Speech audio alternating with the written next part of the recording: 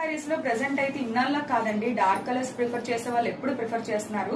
Recent days లో అయితే బాగా ట్రెండింగ్ లో పాస్టల్ కలర్స్ వస్తున్నాయి. అంటే light colours, light and dark combination లో. ఈ సారీ చూసారు కదా, చూడండి, ఇది కొంగు పార్ట్ చాలా లైట్ కలర్ సిల్వర్ వీవింగ్ అన్నమాట.